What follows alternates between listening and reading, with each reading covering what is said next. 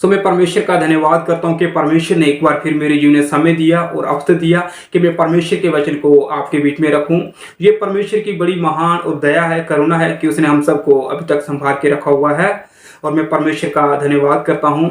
साथ ही मैं ये कहना चाहता हूँ, यदि अभी तक आपने हमारे YouTube चैनल को सब्सक्राइब नहीं किया हुआ है तो आप हमारे YouTube चैनल को सब्सक्राइब करें और बेल आइकन को प्रेस करें। वीडियो के लिंक को लेकर के आप अपने जी दोस्तों रिश्तेदारों के साथ शेयर करें ताकि और लोग परमेश्वर के वचन को, सुसमाचार की सच्चाइयों को जान सकें और समझ सकें। और आप हमारे YouTube चैनल को सब्सक्राइब करें और बेल आइकन को प्रेस करें।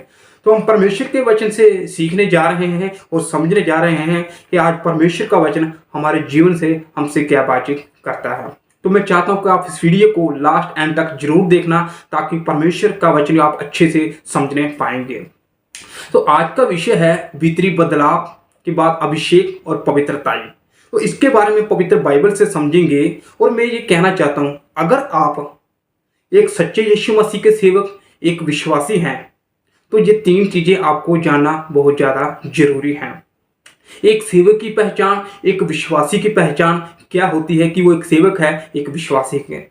सिर्फ आपने आमीन बोल दिया और हालेलुया बोल दिया और या फिर आपने आजकल की तरह आराधना और वर्शिप कर ली स्टेज पर, आप एक विश्वासी या एक सेवक नहीं बन जाते हैं। एक सच्चा सेवक, एक सच्चा विश्वासी बनने के लिए आपके जीवन में लगातार ये तीन चीजें होना जरूरी है। तो इसके बारे में हम पवित्र बाइबल से और समझेंगे और देखेंगे कि परमेश्वर हमसे क्या बातचीत करता है। देखिए, मैं कहना चाहता हूँ, हमारी आत्मा जो है वो आत्मिक सच्चाइयों की भूखी और प्यासी है। जब हम पवित्र बाइबल के अंदर पुराने नियम में पढ़ते हैं तो वहां पर हमें पढ़ने को मिलता है मूसा के जीवन के बारे में। और मूसा गहरा आत्मिक जीवन जीने वाला व्यक्ति था और मूसा का जीवन जो था वो अंदर से पूरी तरह से बदला हुआ था। उसके जीवन में परिवर्तन और बदलाव था। दूसरी ओर मूसा खुदावंद के अभिषेक पाया हुआ व्यक्ति था। उसके बाद मूसा के जीवन में पवित्रता आई थी। वो खुदावंद के साथ चलता था, उसके जीवन में पवित्रता आई थी। बदलाव और अभिषेक और पवित्रता से भरा हुआ व्यक्ति था। एक सेवक, एक विश्वासी की पहचान ये नहीं है कि रोज डेली अखबार की तरह बाइबल को पढ़ लिया और कुछ समझ में नहीं आया या फिर आराधना और वर्शिप कर ली, बस एक सेवक, एक विश्वासी बन गए। बिल्कुल नहीं। देखिए, हम अपने भीतर बदलाव को कैसे ला सकते हैं और कैसे देख सकते हैं। Nothing is impossible for God but God can do all thing.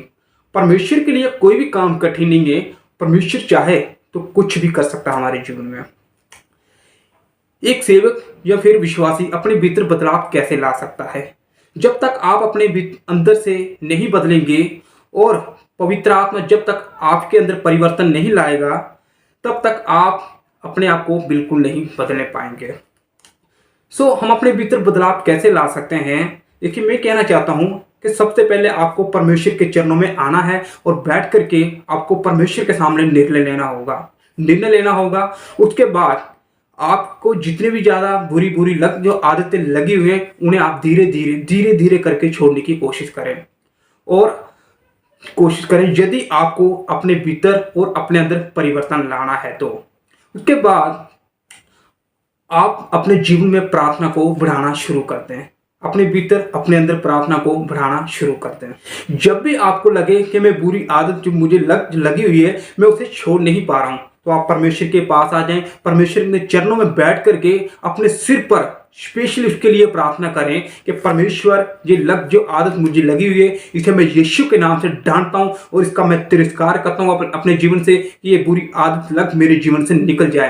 मैं विश्वास करता हूं कि आप प्रभु यीशु मसीह के नाम से बुरी जो आदत आपको लगी है उसे आप छोड़ देंगे और इसीलिए आप अपने भीतर धीरे धीरे बदलाव होता हुआ देखेंगे और परमेश्वर आपके जीवन को पूरी तरह से बदल करके रख देगा। अगर आप परमेश्वर के लिए एक कदम आगे बढ़ाएंगे, परमेश्वर आपके लिए 2 कदम आगे बढ़ाएगा। जब हम पवित्र बाइबल के अंदर पढ़ते हैं नए नियम के अंदर 1 कुरिन्थियों 13:1, तो वहां पर इस प्रकार से लिखा हुआ है, यदि मैं मनुष्य और स्वर्गदूत की बोलियां बोलूं और प्रेम ना रखूं तो मैं ठनठनाती हुई पीतल और झंझनाती हुई झांझ हूं। यहां पर संत पौलुस इस बात को कह रहा है कि अगर मैं मनुष्य की बोलियां बोलूं, स्वर्गदूत की बोलियां बोलूं, और मैं भविष्यवाणियां करूं, चमत्कार करूं, सब प्रकार की समझ लूं और वेद समझ लूं, दर्शन समझ लूं, पर मैं प्रेम नहीं रखता तो मैं ठनठनाती हुई पीतल के समान हूं। देखिए, मैं आपसे ये कहना चाहता हूं, आप जितनी मर्जी लंबी प्रार्थना कर लें, 5 घंटे, 8 घंटे, 10 घंटे, जितनी मर्जी आप स्टेज पर खड़े होकर के वर्शिप कर लें, आराधना कर लें, नाच लें, कूद लें, कुछ नहीं होगा, ना ही कुछ बनने वाला है। क्योंकि जब तक आपके भीतर परिवर्तन नहीं है, आपका जीवन पूरी तरह से बदला हुआ नहीं है, जब तक आपके भीतर पवित्र आत्मा ने आपका जीवन नहीं बदला है और आपके अंदर अभिषेक नहीं है, पवित्रता ही नहीं है, तो आप मसीही होने का दिखावा कर रहे हैं और आप एक सच्चे मसीह, सच्चे विश्वासी बिल्कुल नहीं है। देखिए, अभिषेक को हम अपने भीतर कैसे ला सकते हैं और इसे खुदावन हमारे जीवन में कैसे देता है। परमेश्वर चाहता है कि हर एक सेवक, हर एक विश्वासी पवित्र आत्मा का अभिषेक पाए, लेकिन ये मिलता कब है हमें? जैसे मैंने आपको पहले भी कहा है कि सबसे पहले हमें अपने भीतर बदलाव और परिवर्तन लाना होगा। जब पवित्र आत्मा हमारे भीतर परिवर्तन लाता है, तब परमेश्वर एक उस सेवक, उस विश्वासी को पवित्र आत्मा का अभिषेक करता है।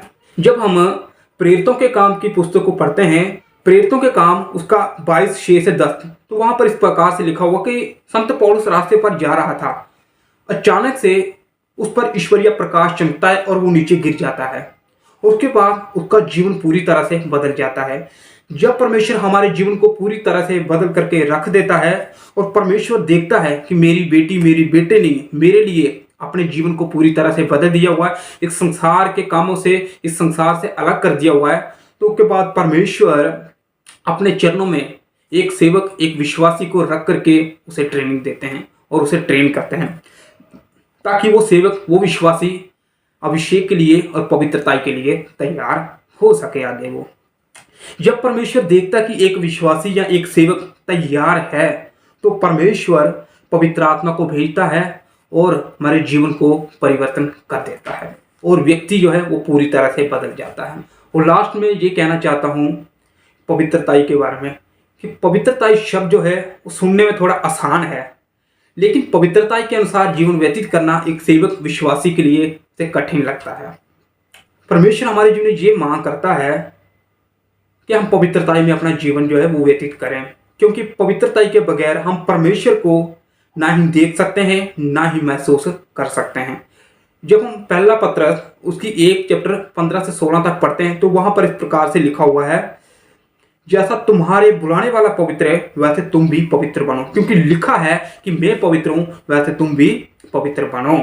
जब परमेश्वर हमारे भीतर पवित्र आत्मा के द्वारा बदलाव लाता है और हमारे जीवन में अभिषेक करता है, तो परमेश्वर के बाद हमारे जीवन में ये मांग करता है कि हम परमेश्वर के चरणों में पवित्रताई वाला जीवन जिएं, पवित्रताई वाला जीवन जिएं। जब हम पवित्र बाइबल के अंदर पढ़ते हैं, पुराने नियम के अंदर, तो वहां पर हमें अय्यूब की पुस्तक पढ़ते हैं, तो वह उसके अंदर हमें अय्यूब के जीवन के बारे में पढ़ने को मिलता है कि अय्यूब परमेश्वर के सामने किस प्रकार रहता था और अय्यूब का जीवन कैसा था, परमेश्वर के साथ कैसे वो चलता था। तो वो वहां पर लिखा कि वो बिल्कुल खरा और सीधा, बुराई से दूर था और परमेश्वर का भय मानता था। तो परमेश्वर भी हमारे जीवन में यही मांग करता है कि हम परमेश्वर के सामने पवित्रताई वाला जीवन जिए, भीतरी बदलाव के बाद अभिषेक और अभिषेक के बाद पवित्रताई वाला जीवन जिए। इसलिए परमेश्वर के सामने हम खरे बन जाएं और सीधे बन जाएं और बुराई से दूर रहें और परमेश्वर का भय माने। मैं फिर से आपको ये कहना चाहता हूं, जब तक आपके भीतर बदलाव नहीं है और पवित्र आत्मा आपके भीतर परिवर्तन नहीं लाता है, आपके जीवन में अभिषेक और पवित्रता बिल्कुल नहीं है, तो आप एक मसीही होने का दिखावा कर रहे हैं और आप एक सच्चे मसीह, सच्चे सेवक नहीं हैं। और आप अगर ऐसा जीवन, ऐसी जिंदगी जी रहे हैं, तो आज ही आपको फैसला करना होगा।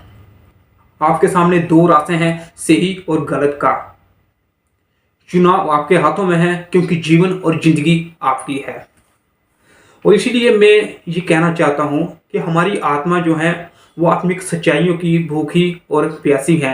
इसलिए मैं ये कहता हूँ, प्लीज़ आप परमेश्वर के पास आ जाएं, परमेश्वर के चरणों में बैठें, नम्र और दीन होकर के आप परमेश्वर के सामने प्रार्थना करें कि परमेश्वर मेरे जीवन में बदलाव लाओ, पवित्र आत्मा के द्वारा मेरे जीवन में परिवर्तन ला और मैं अभिषेक से भर दे परमेश्वर, और मैं पवित्रता में अपना जीवन व्यतीत करना चाहता हूँ। अगर एक सच्चे सेवक, सच्चे मसीह बनना चाहते हैं तो आपके जीवन में बदलाव होना जरूरी है और पवित्र आत्मा के द्वारा आपका जीवन परिवर्तन होना है। उसके बाद आपके अंदर अभिषेक होना है और पवित्रताई आपके अंदर होना जरूरी है, यदि आप सच्चे सेवक, सच्चे मसीह बनना चाहते हैं। परमेश्वर इस वचन के द्वारा आपको आशीष दे। मिलते हैं एक और नई वीडियो के साथ।